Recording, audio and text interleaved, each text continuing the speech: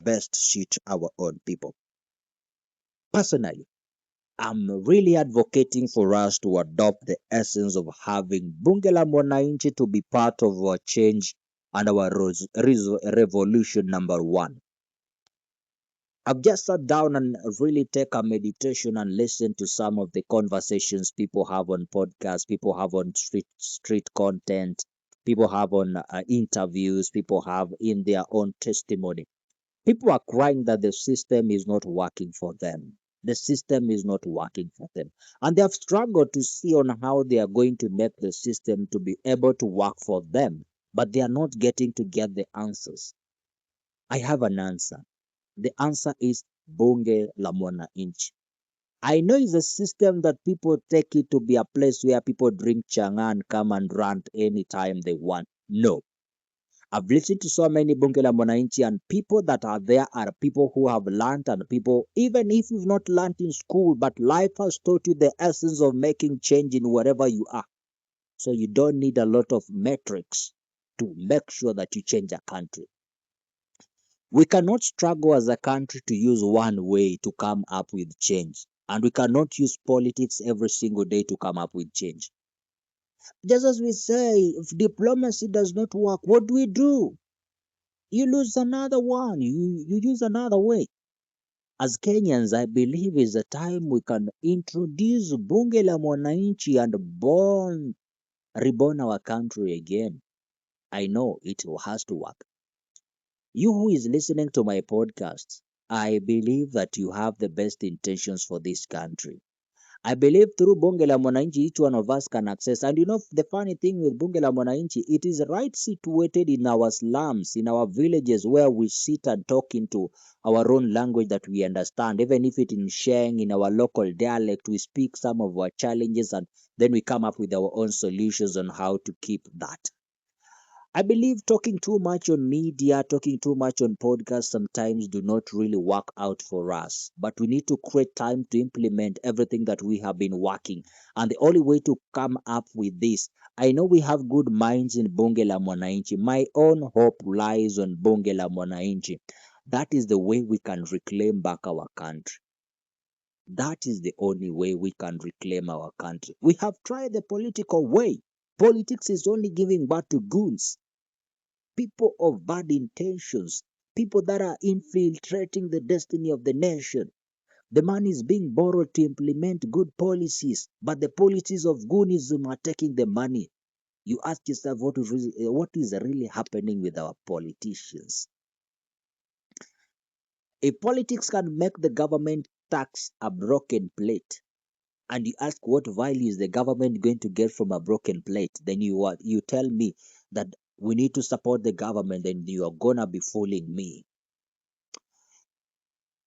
I believe that change will one day come, but it can't come when all of us are in the comfort zone of the bed of the sittings of politics and we negotiate on we're going to support you, we're going to implement some of the things you're saying, they are good intentions. No, even naturally, you can never reach your destiny every day using one route. Sometimes circumstances make you to change another route to reach your destiny.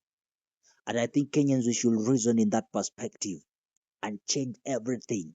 We cannot be using one way to reach our destiny as a country, and one way is always politics. Look at politics, it has deprived, it has given us a lot of disadvantages. How many of us were abducted? How many of us were shot? How many of us are missing to date?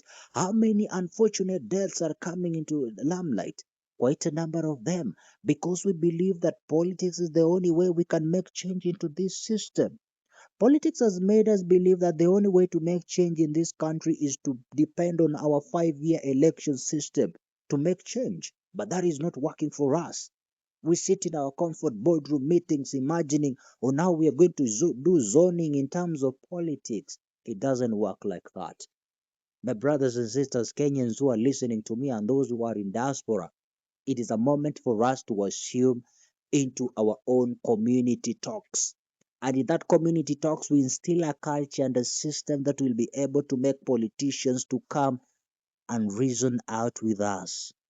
They say a mountain does not come to man, but man goes to the mountain. And I believe we can make change. We can make change through that.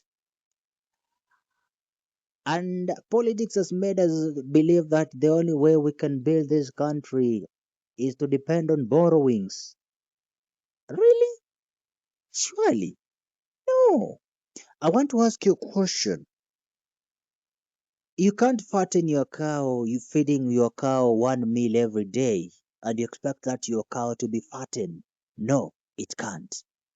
You still need other avenues to make this cow fat. You need to feed it water.